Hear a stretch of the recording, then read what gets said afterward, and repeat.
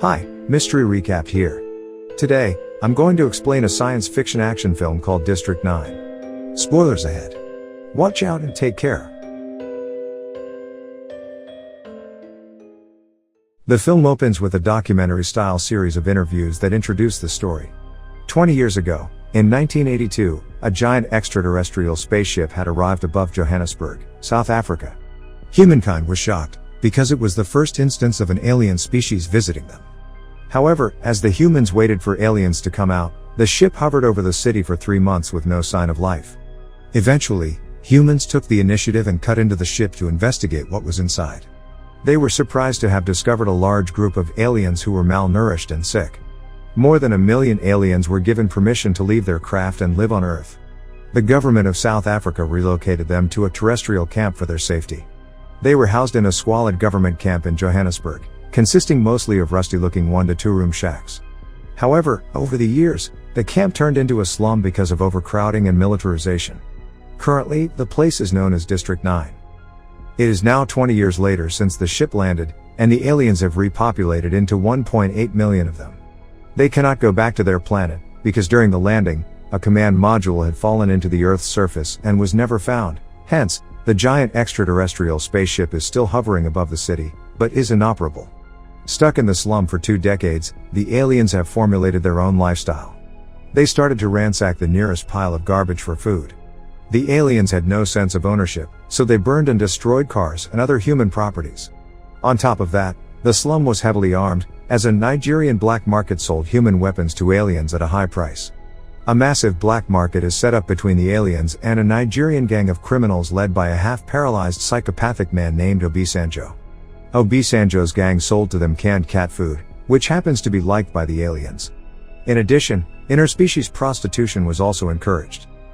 The aliens have learned to speak and understand English, and are good at communicating with humans. However, they do not possess any leadership qualities or functions. It is later assumed that a plague may have wiped out all of the leadership caste. Soon the Nigerians start to get fed up with the aliens. After 20 years, they have put up signs in the park and shops, banning them from entering. A derogatory term prawn comes into fashion, referring to the bottom-feeding sea creature they resemble. Humans begin to riot and protest, to remove the prawns from Johannesburg. The locals begin to complain that the government is wasting too much money on this filthy creature. The aliens are being called ignorant lawbreakers, who bleed resources from humans. Patience over the alien situation among the people of Johannesburg has run out. Following the dispute between the aliens and locals, the government hires multinational United, MNU, a private weapons manufacturer company, that shows little regard for the aliens' welfare. The aliens also have weaponry of their own, which are engineered in a biological manner, making them unusable for humans. The MNU does research on such alien ammunition. The MNU is tasked to relocate the aliens from District 9 to a new camp outside the city. An MNU field operative named Wikus van der Merwe is made the commander of the mission. Wikus and a team of soldiers are sent to District 9 to make the prawns sign a contract of evacuation. With his assistant, and a soldier, Wikus goes house to house in District 9. They also shoot and kill some of the uncooperative aliens. Then, they come across a house with alien eggs, and set it on fire. Meanwhile, 3 aliens, Christopher Johnson, his young son CJ, and Christopher's friend, search a garbage dump for alien fuel. Christopher has been working to synthesize a liquid for the past 20 years and is finally successful. However, just then, Wikus and his team arrive at his front door. Christopher's friend goes to see Wikus, as Christopher hides the liquid in the house and runs away through the back door. Wikus and his team go inside the house to search for weapons, where they find the liquid. While inspecting it, Wikus accidentally sprays it on his face. After composing himself, he puts the liquid in a bag to send it to the lab later. Christopher's friend starts to attack Wikus, so his team is shot dead by the soldiers. Wikus's arm is injured in the fight, so his assistant dresses it. Soon he starts feeling uncomfortable and sick. He vomits while inspecting Christopher's home. His team takes him to a nearby restaurant where his nose secretes a black fluid. They start worrying for him, and take him back to the MNU headquarters. Wikus cannot stop coughing and feels dizzy, his fingernails start to decay and fall off.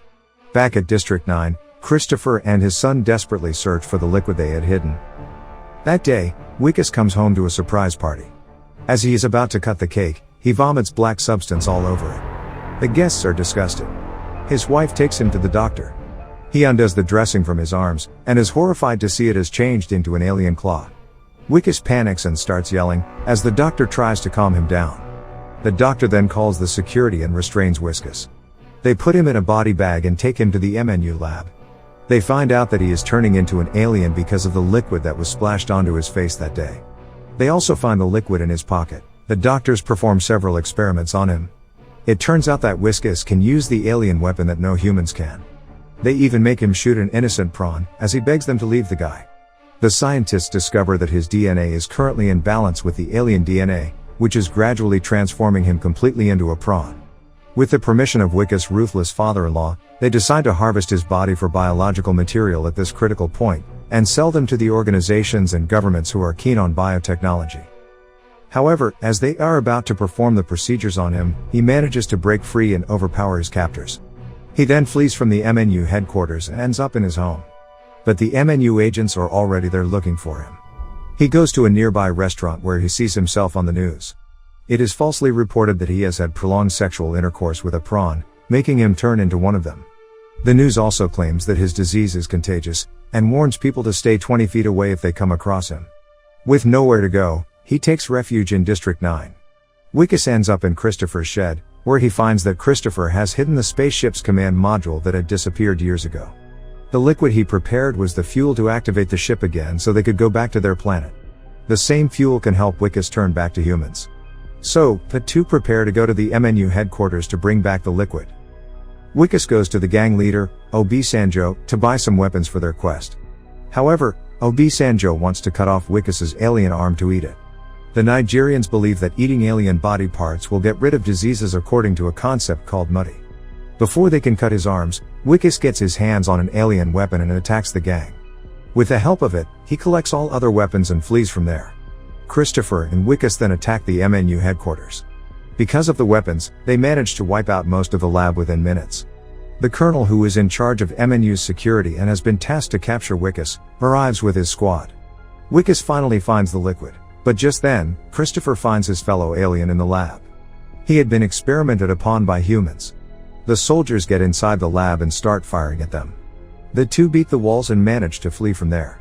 However, the police chopper follows their car to District 9. Christopher and Wikus are now in his shed, where Christopher reveals that he has to save his people first, only then he will transform Wikus. Agitated, Wikus hits him with a log and knocks him out. He then powers up the ship himself.